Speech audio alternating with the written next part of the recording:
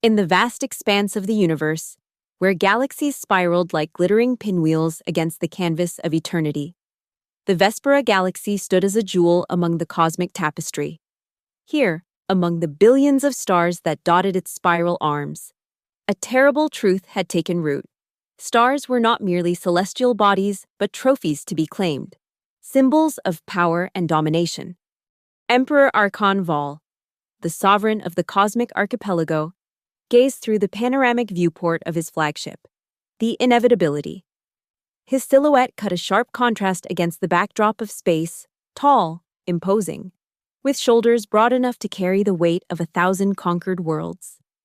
The light of distant stars reflected in his obsidian eyes, each twinkle representing a potential conquest. "Your Majesty," a voice called from behind him. "The Orion forces have transmitted their surrender. The battle is won." Arcan didn't turn. His attention remained fixed on the spectacle beyond the viewport, the 9th star of the Vespera system, a magnificent blue giant that pulsed with life and energy. Soon, it would join his collection, not as a living star, but as an extinguished ember, a testament to his power. "Excellent," he replied, his voice deep and resonant. "Prepare the stellar harvesters. I want Vespera 9's light extinguished by nightfall." The officer hesitated. "Your Majesty, there are 17 inhabited worlds in this system. The extinction of their sun will remind the galaxy of the price of defiance." Arkan finished, finally turning to face the officer. His features were chiseled from what seemed like marble, perfect, cold, unyielding. "The destroyer does not grant mercy, Commander Sorn. That is why I am feared. That is why I rule." 500 years had passed since humanity had first ventured beyond their solar system. In that time, the species had spread across the stars like wildfire, encountering countless civilizations, forming alliances, waging wars. The universe had proven to be teeming with life, vibrant with culture and technology. Yet among this tapestry of existence, Archon Vol had carved a bloody path, earning his moniker, the Destroyer. As the stellar harvesters positioned themselves around Vespera 9, Arkan retreated to his private chambers to observe the culmination of his latest conquest. The room was sparse, militant in its simplicity, save for one wall, a display of extinguished stars, each captured at the moment of their death, preserved in stasis fields that glowed with the faint remnants of their former brilliance. 57 stars, 57 civilizations brought to heel. And now, a 58th would join his collection. The communications panel on his desk chimed, an unusual occurrence during a harvesting operation. With a flick of his wrist, Arkan activated the holographic display. "This had better be important," he growled. The flickering image of his intelligence officer appeared. "Emperor, we've intercepted a peculiar transmission from the Lyria system. It appears to be a celebration of some sort." "And why should I care about alien festivities?" "The transmission speaks of the first step." "Your Majesty, it seems to hold immense significance to the Lyrians. The message has been broadcasting on all frequencies, originating from a derelict satellite at the edge of their system." Arkan's brow furrowed. "The first step? Some religious ceremony?" "No, Your Majesty. It appears to be a child, a human child, taking its first steps on Lyrian soil." Something stirred within Arkan, a sensation so foreign that it took him a moment to identify it. Curiosity. Not the calculated interest of a strategist assessing a potential conquest, but something more primal. "Show me," he commanded. The hologram shifted, revealing grainy footage of a small settlement nestled in a verdant valley. The buildings were simple, constructed of local materials, nothing like the sleek architecture of advanced civilizations. In the center of what appeared to be a communal gathering space stood a small child, no more than a year old, tottering precariously on unsteady legs. Around the child, a circle of people, humans and aliens alike, watched with bated breath. Then, the child took one wobbling step forward, then another, before tumbling into the waiting arms of what must have been its mother. The gathering erupted in joyous celebration. Arcan watched, transfixed. Something about the scene tugged at the edges of his consciousness, a memory long buried beneath years of conquest and bloodshed. Your Majesty, the officer's voice broke through his reverie. Shall I disregard the transmission? Arcan remained silent for a long moment. No, he finally said. I want more information about this Lyria. Send a scout ship immediately. But the harvesting of Vespera 9. Can wait, Arcan snapped. Do as I command. As the hologram disappeared, Arcan turned back to the viewport, where the stellar harvesters hovered around Vespera 9 like predators circling their prey. For the first time in decades, his attention was diverted from the imminent extinction of a star. Instead, his thoughts lingered on the image of a child's first steps, celebrated across an entire system. The destroyer found himself intrigued. The scout ship departed immediately, making the jump to the Lyria system within hours. As Arcan awaited their report, he postponed the harvesting of Vespera 9, much to the confusion of his commanders. The destroyer had never delayed a conquest before. His reputation was built on swift, merciless action. Alone in his chambers, Arcan found himself replaying the transmission from Lyria. The child's face, alight with determination and joy. The mother's arms, outstretched and waiting. The community, united in celebration of this simple milestone. Why did it affect him so? He had witnessed the birth and death of stars, the rise and fall of civilizations. What power did this mundane moment hold over him? As he pondered this question, memories long suppressed began to surface. Memories of a childhood on a distant world, before the wars, before the empire. Memories of his own first steps, taken not toward a loving parent, but toward escape, survival. The communications panel chimed again, pulling him from his introspection. Report, he commanded. Emperor, we've reached the Lyria system, came the voice of the scout ship's captain. It's not what we expected. Explain. The planet is isolated, Your Majesty. No significant technology, no defenses, no spacefaring capabilities. The settlement we observed appears to be a colony of refugees, humans and various alien species living together in harmony. Refugees from where? From your conquests, Your Majesty. They've fled the systems you've claimed over the past 30 years. Arcan felt a strange tightness in his chest. And the child, the one from the transmission. Born on Lyrian soil, the first in their new settlement, they're calling it a symbol of hope, of new beginnings. Hope. The word echoed in Arcan's mind, foreign yet familiar. Once, long ago, he too had harbored hope, not for conquest, but for protection. His empire had begun as a shield, not a sword. When had that changed?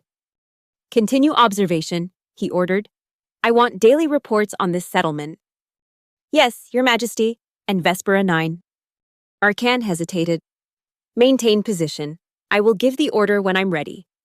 Days turned into weeks as Arcan immersed himself in reports from Lyria.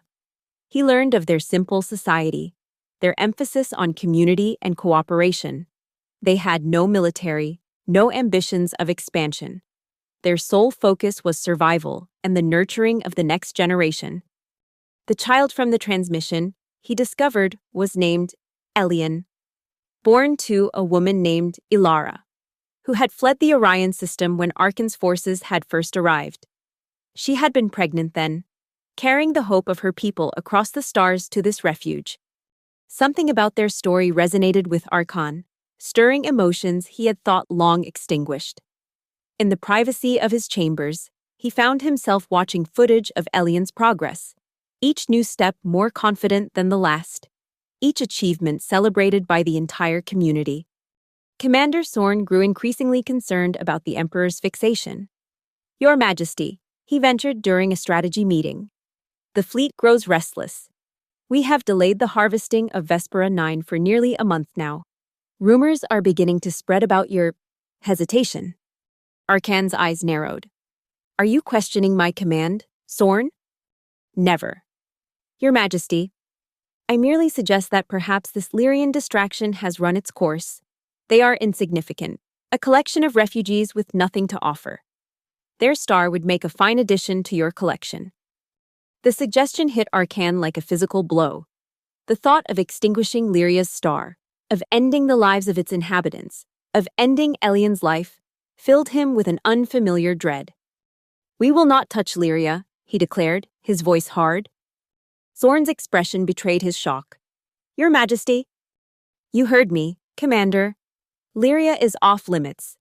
Now, prepare for my arrival on the scout ship. I wish to see this settlement for myself." "You're going to Lyria? Personally?" Zorn couldn't hide his disbelief. "The destroyer does not make planetfall for insignificant worlds." "Perhaps the destroyer wishes to remember what he's destroying," Arkan replied, rising from his throne. "Prepare my shuttle." The journey to Lyria was swift. Arkan traveling with only a small contingent of guards. As his shuttle broke through the planet's atmosphere, he was struck by its beauty: verdant forests, crystal lakes, and sweeping plains. A world untouched by industrial development, pristine in its natural state. They landed on the outskirts of the settlement, the arrival of the Imperial shuttle sending the inhabitants into a panic. From the viewport, Arkan could see them gathering their children, preparing to flee. "Stay here," he commanded his guards as he lowered the shuttle's ramp. "I will go alone." "Emperor, that's not safe." "I said, stay here." Arkan stepped onto Lyrian soil, the first time he had set foot on a non-militarized world in decades. The air was sweet, filled with the scent of flowering plants and fresh earth. The sun, the star he had momentarily considered extinguishing, warmed his face with gentle rays. A small delegation approached him, led by a woman he immediately recognized from the transmissions. Ilara, Elian's mother. Her face was set in determination, though fear flickered in her eyes. "Emperor Vol," she greeted him, her voice steady despite her obvious terror. "You honor us with your presence." Arkan studied her. She was not what he expected, not cowering, not pleading. She stood straight, protective, a leader in her own right. "I came to see the child," he said simply. Surprise registered on her face. "Elian? Why would the Emperor of the Cosmic Archipelago concern himself with a child's first steps?" "That is my business," Arkan replied. "Will you show me, or must I search the settlement myself?" Ilara hesitated, then nodded. "Follow me. But know that every person here would die to protect our children." "I have no doubt," Arkan murmured, following her through the settlement. The inhabitants watched his passage with wide, fearful eyes. He recognized the various species, refugees from worlds he had conquered, survivors of stars he had extinguished. Their fear was palpable, a miasma that hung in the air. Yet they did not flee. They stood their ground, united in their determination to protect what they had built. Olara led him to a simple dwelling at the heart of the settlement. Inside, a small figure sat on a woven mat, stacking wooden blocks with intense concentration. Elian had grown since the first transmission, his movements more coordinated, his features more defined. The child looked up as they entered, his eyes widening at the sight of the imposing figure in imperial regalia. But instead of fear, curiosity bloomed on his face. "Elian," Ilara said softly, moving to sit beside her son. "This is Emperor Vol." Arkan stood frozen, uncertain for perhaps the first time in his adult life. What had he expected to find here? What answers had he hoped this child might provide? To his shock, Elian pushed himself to his feet and tottered toward him, arms outstretched for balance. Each step was deliberate, focused, a tiny conquest over gravity and uncertainty. "He wants you to hold him," Ilara explained, her voice tinged with disbelief. Arkan stared at the approaching child, then slowly, awkwardly, knelt down to his level. Elian reached him, tiny hands grasping at the gleaming metals on his chest. "Why?" Arkan asked, his voice barely audible. "Why would he approach me without fear?" "Children don't understand fear until we teach it to them," Ilara replied. He sees a new person, not the destroyer. The title, spoken in this context, with this innocent child reaching for him, struck Arcan like a physical blow. In Elian's eyes, he saw not the reflection of his power, but of his humanity, something he had thought long sacrificed on the altar of his ambition. "Your people fled from me," he said, still watching Elian, who had now settled on examining the Emperor's gloved hand with intense fascination. "We fled from death," Ilara corrected. "We chose life, for ourselves, for our children." And this celebration of his first steps, why broadcast it across the system? Ilara's expression softened. "Because in those steps, we see our future. Proof that even after losing everything, we can begin again. That life continues. That hope endures." Hope. There was that word again, resonating through Arcan's consciousness like a bell. "I once had hope," he found himself saying, the words emerging unbidden. "Before I became the destroyer, I sought to protect, not to conquer." What changed? Arcan looked up, meeting Ilara's gaze. Power. The intoxication of it. The fear it inspired became addictive. And now? Before Arcan could respond, a commotion outside drew their attention. Commander Sorn burst into the dwelling, flanked by Imperial guards. "Emperor, forgive the intrusion, but we've received an urgent transmission from the inevitability. The commanders have grown impatient. They've initiated the harvesting sequence on Vespera 9. Arcan rose to his feet, fury building within him. "Without my order, they believe you've been compromised, Your Majesty, that these refugees have somehow affected your judgment." Arcan's hand moved to the ceremonial sword at his hip, the symbol of his authority, the instrument that had ordered the death of countless stars. For a moment, the familiar rage threatened to consume him, the desire to punish disloyalty, to reassert his dominance. But then he felt a small tug on his uniform. Looking down, he saw Elian, still fixated on the gleaming buttons of his coat, oblivious to the tension surrounding him. In that moment, standing in the simple dwelling on a refugee world, with a child who saw not an emperor but simply another person, Arcan Val faced the most significant choice of his long and bloody reign. "Commander Sorn," he said, his voice calm and decisive, "transmit this order to the fleet. Abort the harvesting sequence immediately. Then, prepare for my return." Sorn's face contorted in disbelief. "Your Majesty, surely you don't intend to let these refugees affect imperial policy. The Empire was built on strength, on the fear your name inspires. And what has that fear brought us? Sorn, endless conquest, stars collected like trophies while their worlds die? It has brought order to the galaxy, stability under your rule." Arcan shook his head, looking around the simple dwelling, at the life Ilara and her people had built from nothing. "No. Sorn, it has brought only death disguised as order. I see that now." With deliberate movements, Arcan unbuckled his ceremonial sword and placed it on the floor. Then, to the astonishment of everyone present, he knelt before Elian. "Your people have built something here that my empire, for all its power, has failed to create, a future worth protecting." He looked up at Ilara. "I came to see what power this child held over me, why the image of his first steps haunted my thoughts. Now I understand." "And what will you do with this understanding?" Ilara asked, her voice barely above a whisper.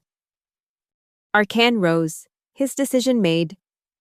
"I will return to my fleet, I will recall the harvesters from Vespera 9, and then—" He paused, the full weight of his next words settling on him. "I will begin the long process of dismantling what I have built and rebuilding something worthy of protection, not destruction." Commander Sorn stepped forward, his hand moving to his weapon. "Emperor, I cannot allow this. The Empire." "The Empire will change. Sorn," Arcan interrupted, his voice regaining its imperial authority. "Or you will find yourself serving a new emperor." The threat hung in the air, clear and unmistakable. Sorn hesitated, then slowly lowered his hand. As you command, Your Majesty. Before departing, Arcan turned once more to Ilara and Elian. From within his uniform, he removed a small data crystal, the control key for the stasis field containing Vespera 9. This star was to be my latest trophy, he said, placing the crystal in Ilara's hand. Instead, let it be my first act of restitution. The people of the Vespera system may return to their homes. Their star will shine for generations to come. Ilara accepted the crystal, her eyes wide with disbelief. Why? Why now, after all these years? Arcan glanced at Elian, who had returned to his blocks, already constructing something new from simple materials. Because sometimes the most profound truths come from the simplest moments. A child's first steps reminded me of what I once wanted to build, before I became consumed with destruction. As Arcan turned to leave, Elian called out, not words, but a happy babble, the universal sound of a child seeking attention. The Emperor paused, looking back at the small figure who had, without knowing it, changed the course of a galaxy. May your next steps lead to a better future than the one I nearly created for you, he said softly, before striding from the dwelling. The return to his flagship was conducted in silence. Commander Sorn and the guards, too, stunned by the Emperor's actions to speak. As they approached the inevitability, Arcan gazed out at the fleet surrounding Vespera 9, dozens of warships, harvesters, and destroyers, all instruments of his will, all tools of extinction. Open a channel to the entire fleet, he commanded as they docked. Channel open, Your Majesty, the communications officer reported. Arcan stood before the viewport, his silhouette framed by the stars he had so nearly extinguished. When he spoke, his voice carried not the cold authority of the destroyer, but something new, something that echoed with the possibility of change. This is Emperor Arcan Vol. For decades, I have led you in conquest. I have extinguished stars and claimed worlds. I have built an empire on fear and destruction. Today, that ends. He paused, letting his words sink in. The harvesting of Vespera 9 is permanently cancelled. Furthermore, all conquered territories are to begin immediate transition to self-governance. The empire will no longer expand through conquest, but through cooperation and mutual benefit. Murmurs of shock rippled through the bridge crew. Commander Sorn stepped forward, his face a mask of disbelief. Emperor, you cannot mean this. The empire will collapse. Your authority... My authority remains absolute. Commander. Arcan cut him off. And I am exercising it now. Those who cannot abide by this new direction are free to leave imperial service with honor. Those who stay will help build something greater than we have ever achieved through destruction. Turning to face his officers directly, Arcan continued. Today, on a small world called Lyria, I witnessed something more powerful than all our weapons. The beginning of a new life, taking its first steps into a future full of possibility. It reminded me of why I first sought power, not to destroy, but to protect. He removed his imperial cloak, the symbol of his authority, and draped it over the back of his command chair. The destroyer dies today. From this moment forward, we build rather than break. We protect rather than conquer. As the transmission ended, silence fell over the bridge. Arcan gazed out at the stars, feeling the weight of decades of destruction pressing upon him. The path ahead would not be easy. Many would resist the change. Some would call him weak, others would doubt his sincerity. But for the first time in years, as he thought of a child taking his first wobbly steps on a distant world, Arcan Vol felt something he had thought forever lost to him: hope. And somewhere in the Lyria system, a child continued to grow, unaware that his simple achievement, the universal milestone of a first step, had changed the course of galactic history, turning a destroyer of worlds into a protector of futures. The journey of redemption would be long, perhaps longer than one lifetime could encompass. But like a child learning to walk, it would begin with a single step. For Emperor Arcan Vol, that step had already been taken. In the days that followed, the galaxy watched in astonishment as the feared destroyer began dismantling his empire of terror. The stellar harvesters were decommissioned, their technology repurposed for exploration rather than extinction. The Imperial fleet was reduced, with many warships converted to vessels of aid and restoration. Not all accepted this transformation. Several Imperial commanders, led by the still skeptical Sorn, broke away, taking their ships and loyal crews to the outer reaches of the galaxy. They vowed to continue the Empire as it had been, to maintain the legacy of fear and power that Arcan had abandoned. Arcan let them go. He understood their resistance. It mirrored his own internal struggle, the part of him that still whispered of power and conquest. But each day, as reports came in from Lyria and other worlds beginning to rebuild, that voice grew fainter. 6 months after his visit to Lyria, Arcan received a transmission. It showed Elian, now walking confidently, racing across the communal gathering space with the boundless energy of toddlerhood. Behind him, the settlement had grown, new dwellings constructed, gardens flourishing. As he watched, a smile, an expression long foreign to his features, tugged at the corners of his mouth. The galaxy still called him the Destroyer, a title he had earned through decades of terror. Perhaps he would never fully shed that name, never completely atone for the stars he had extinguished and the lives he had ended. But as he observed the child whose first steps had changed everything, Arcanval allowed himself to hope that someday, when the full measure of his life was taken, history might remember him not only for what he destroyed, but also for what he ultimately chose to protect. For now, that was enough. One step at a time, just like Elian, he would learn to walk a new path.